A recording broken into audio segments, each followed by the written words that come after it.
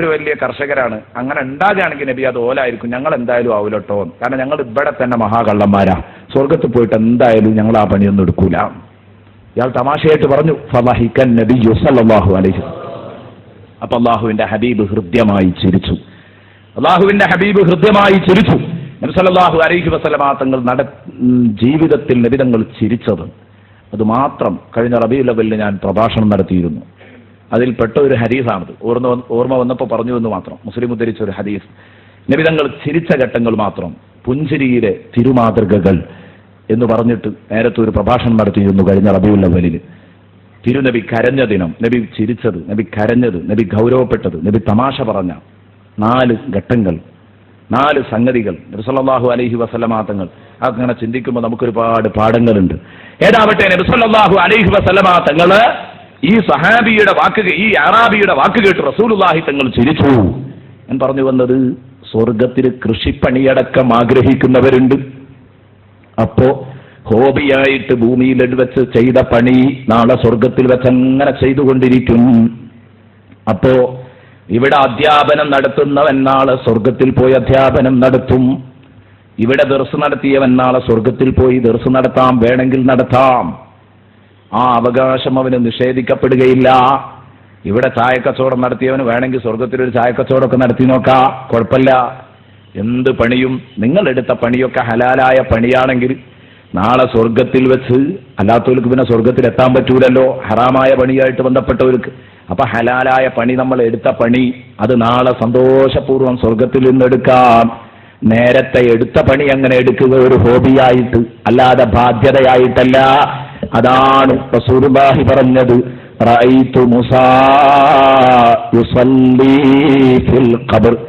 ഞാൻ മൂസ നബി അലൈഹിസ്സലാം ഖബറിൽ വെച്ച് നിസ്കരിക്കുന്നത് കണ്ടു. മൂസ നബി എന്തിനാ ഖബറിൽ പോയി നിസ്കരിക്കുന്നത്? നിസ്കാരത്തിന്റെ സമയം കഴിഞ്ഞില്ലേ? വഫാത്തായതിന്റെ ശേഷം നിസ്കരിക്കേണ്ടതില്ല. പക്ഷേ നേരത്തെ എടുത്ത പണി അങ്ങനെ എടുക്കുക എന്നുള്ളത് ഒരു ഹരമാണ്. അമ്പിയാക്കളാകുമ്പോൾ അവരൊക്കെ അതിനൊക്കെ സാധിക്കും ചെയ്യുമല്ലോ. അവർക്ക് അങ്ങനെ ഒരു റൂഹൊന്ന് കിട്ടണമെങ്കിൽ, ബന്ധമൊന്ന് കിട്ടണമെങ്കിൽ അതിന് സാധിക്കും. റസൂലുള്ളാഹി പറഞ്ഞു ഖബറിൽ വെച്ച്, ഫിൽ ഖബരി എന്നാ പറഞ്ഞത്. റഅയ്തു മൂസാ യുസല്ലി ഫിൽ ഖബർ. അപ്പൊ മൂസ നബിക്ക് ഭൂമിയിലുണ്ടായിരുന്ന ഏറ്റവും നല്ലൊരു ഇൻട്രസ്റ്റ് ഉള്ള പണിയായിരുന്നു നിസ്കാരം. അതങ്ങനെ ചെയ്യുന്നു. അപ്പൊ ദിക്റ് ചൊല്ലുന്നവൻ ദിക്റ് ചൊല്ലും, നിസ്കരിക്കുന്നവൻ നിസ്കരിക്കും. അവിടെ നല്ലോണം ശ്രദ്ധിക്കണം.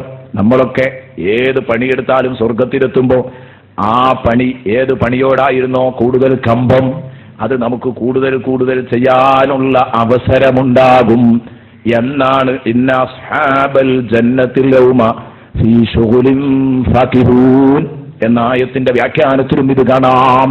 സ്വർഗാവകാശികൾ വ്യത്യസ്തങ്ങളായ പണികളിൽ, ഏർപ്പാടുകളിൽ അവർ വ്യാപൃതരായിരിക്കും. ഒരുപാട് ഏർപ്പാടുകളിൽ അവർ വ്യാപൃതരായിരിക്കും. ഒന്ന് കഴിയുമ്പോഴേക്കൊന്ന്, അത് കഴിഞ്ഞാൽ വേറൊന്ന് വേണമെന്ന് പറഞ്ഞാൽ അങ്ങനെ.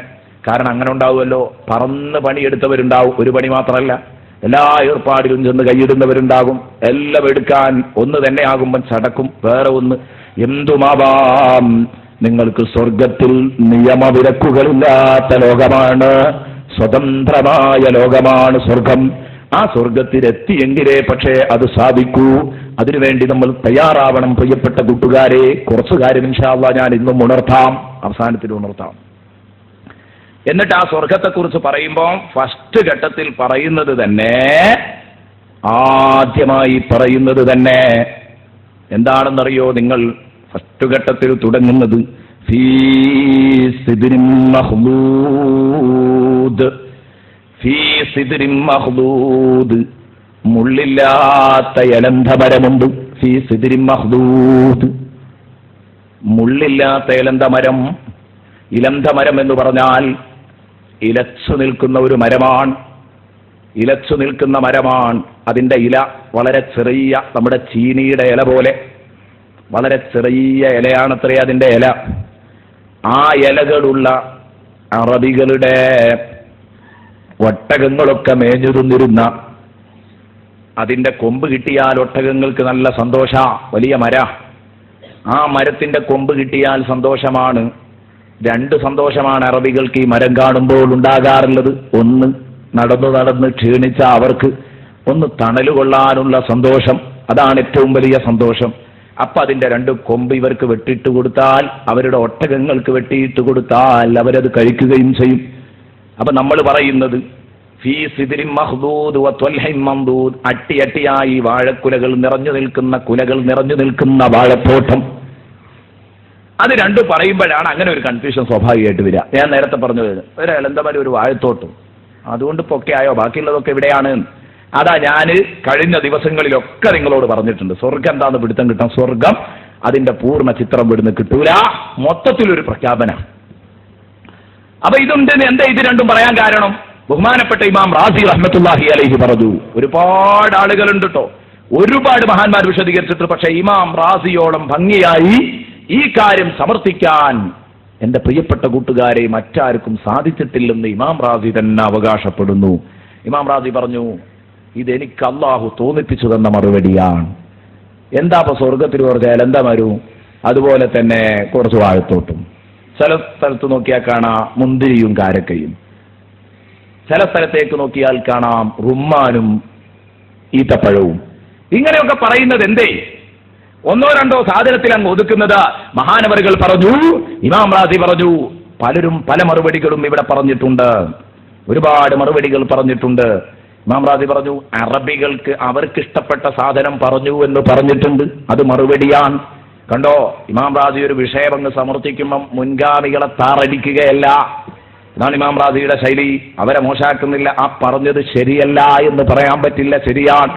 അറബികളിലേക്കാണ് ആദ്യമായി ഗ്രന്ഥമിറങ്ങുന്നത്, അതുകൊണ്ട് തന്നെ അവർക്ക് ഇഷ്ടപ്പെട്ടത് പറഞ്ഞു. പക്ഷേ അവിടെ നിന്നുകൂടാ, കുറച്ചും കൂടെ മേലോട്ട് നമുക്ക് വരാം. ഇമാം റാസി റഹ്മത്തുള്ളാഹി അലൈഹിയുടെ ചരിത്രം വായിച്ചെടുത്ത് ഒരു സ്ഥലത്ത് കണ്ടു, ബഹുമാനപ്പെട്ടവർ വെറുതെ അങ്ങാടിയിലൂടെ ഇറങ്ങി നടക്കുമ്പോ 10ഉം 100ഉം ആളുകളൊക്കെ തന്റെ കൂടെ ഇങ്ങനെ കുറിപ്പും പിടിച്ച് നടന്നിരുന്നു. ഇമാം റാസി റഹ്മത്തുള്ളാഹി അലൈഹിയുടെ കൂടെ 100ലധികം ആളുകൾ, ശിഷ്യന്മാര് കുറിപ്പും പിടിച്ച് അങ്ങാടിയിലൂടെ നടക്കുന്ന, പുറത്തുകൂടെ സഞ്ചരിക്കുന്ന ഇമാം റാസിയുടെ ചുറ്റും ഉണ്ടായിരുന്നു. എന്തിന്? അന്തരീക്ഷത്തിലേക്ക് ഇങ്ങനെ നോക്കിയാൽ, മല കണ്ടാൽ, കുന്ന് കണ്ടാൽ, മരം കണ്ടാൽ, കായ്ക്കനികൾ കണ്ടാൽ, അവിടെയൊക്കെ അന്തരീക്ഷം മൊത്തം ലോകം കണ്ടു കഴിഞ്ഞാൽ ഇമാം റാസി റഹ്മത്തുള്ളാഹി അലൈഹി ഖുർആൻ വായിച്ചെടുക്കും ലോകത്തിലൂടെ. എപ്പോഴാണ് ഏതായത്തിന്റെ തഫ്സീറ വരിക എന്ന് പറയാൻ പറ്റൂല. അത് എഴുതി വെക്കാൻ വേണ്ടിയിട്ട് കുറിപ്പുമായിട്ട് ഇങ്ങനെ നടക്കുകയാണ്. ഞാൻ ആ സംഭവം ഇങ്ങനെ വായിച്ചപ്പോൾ വിചാരിച്ചു, പടച്ചോനെ, നമ്മളൊക്കെ നോക്കണം, നമ്മളിപ്പോ ഔദ്യോഗിക വേദിയാ, അത് ചർച്ച ചെയ്യാൻ വേണ്ടിയിട്ട് ഒരുമിച്ചുകൂടി ഔദ്യോഗിക വേദിയാ. ഇമാം റാസി റഹ്മത്തുള്ളാഹി അലൈഹി അങ്ങാടിയിലൂടെ നടക്കുമ്പോ കൂടെ നടക്കുന്ന ആളുകൾ നമ്മുടെ ഔദ്യോഗിക വേദികളിലില്ലെങ്കിൽ, ഇമാം റാസി ഉദൂ ചെയ്ത് തലപ്പാവ് ധരിച്ച് തലയും താടിയൊക്കെ ചീകി വെച്ച് തലപ്പാവൊക്കെ വെച്ച് നീളക്കുപ്പായൊക്കെ ഇട്ട് ഇമാം റാസി ദർസ് നടത്താനിരിക്കുന്ന ദർസ് ഹാളിൽ എത്ര പേരുണ്ടാകും? എത്ര ആയിരങ്ങളുണ്ടാവും? ചിന്തിക്കേണ്ടതാണ്. ആ റാസി ഇമാം പറയുന്ന, ഇവിടെ ഈ ഭാഷയൊക്കെ വായിക്കേണ്ടത് ഖുർആനിനെ ചിലരൊക്കെ ഖണ്ഡിക്കാൻ വേണ്ടി ഉപയോഗിച്ചിട്ടുണ്ട് ഇത്തരം പദപ്രയോഗങ്ങള്. സ്വർഗം എന്ന് പറഞ്ഞാൽ അതിനുവേണ്ടി ആരും കഷ്ടപ്പെടണ്ട, അതിങ്ങനെയൊക്കെ 1-2 സംഗതികളാണ് എന്ന് പറയുന്നവരുണ്ട്. അതല്ല സംഭവം. ഇത് അള്ളാഹുവിന്റെ കലാമാണെന്നതുകൊണ്ട്, സാഹിത്യ സമ്പൂർണമായ കലാമാണെന്നതുകൊണ്ട് ഒരു വലിയ സാഹിത്യകാരന്റെ ഭാഷയിലാണ് ഖുർആനിനെ വായിക്കേണ്ടത്. ഖുർആനിനെ ഒരു ലോക്കൽ ആളുടെ ശബ്ദത്തിൽ വായിച്ചുകൂടാ, അയാളുടെ ഭാഷയിൽ ഖുർആനിനെ നോക്കിക്കണ്ടുകൂടാ. ഖുർആനിനെ നോക്കിക്കാണേണ്ടത്, ഖുർആനിനെ വായിക്കേണ്ടത് ഒരു സാഹിത്യകാരന്റെ ഭാഷയിലാണ്. അതറിയാത്തത് കൊണ്ടാണ് പലർക്കും കുഴപ്പം പറ്റിപ്പോകുന്നത്. എല്ലായിടത്തും, ഒരു സ്ഥലത്ത് മാത്രമല്ല പലയിടങ്ങളിലും കുഴപ്പം പറ്റിപ്പോകുന്നത് അങ്ങനെ വിശാലമായ വായന വായിക്കാൻ കഴിയാത്തത് കൊണ്ടാണ്. വിശുദ്ധ ഖുർആനിലെ സൂറകളുടെ നാമങ്ങളെ കുതിര കയറിയവരുണ്ട്, ഇടമറുകിനെ പോലെയുള്ള ആളുകൾ. കാരണം 1-ാമത്തെ അധ്യായം പശു, ഇങ്ങനെ കൊണ്ട് കൊടുക്കുമ്പോൾ മറ്റൊരു അധ്യായം തേനീച്ച, ഇങ്ങനെ കൊടുക്കുമ്പോൾ ആ അധ്യായം നോക്കുമ്പോൾ തേനീച്ചയായിട്ട് യാതൊരു വർത്താനം അതിലില്ല. എവിടോ ഒരു സ്ഥലത്ത് തേനീച്ചനെ പറഞ്ഞിട്ടുണ്ട്, അതിന് അധ്യായത്തിന്റെ പേര് മൊത്തം തേനീച്ച. അങ്ങ് മുമ്പും പിമ്പും ഒക്കെ വേറെ കുറെ കഥകളാണ്, വേറെ കുറെ സംസാരങ്ങളാണ്. എന്നിട്ട് തേനീച്ച എന്ന് പേര് വെച്ചല്ലോ എന്ന് പറയാറുണ്ട്. അതാ പറഞ്ഞത്, സാഹിത്യകാരന്റെ ഭാഷ അറിയാത്തവർ ഖുർആനിനെ വിമർശിച്ചാൽ സംഗതി അപകടപ്പെടും. ഈ കാലഘട്ടത്തിൽ ജീവിക്കാൻ പോലും അവർക്ക് അർഹതയില്ല എന്നല്ലേ ആ തെളിയിക്കുന്നത്. ബഷീറിന്റെ പുസ്തകങ്ങൾ വായിക്കാറുണ്ടാകും, പാത്തുമ്മാന്റെ ആട് വായിച്ചിട്ടുണ്ടാകും. പാത്തുമ്മാന്റെ ആട് അതിൽ എത്ര സ്ഥലത്തുണ്ടാകും? ചിന്തിക്കും.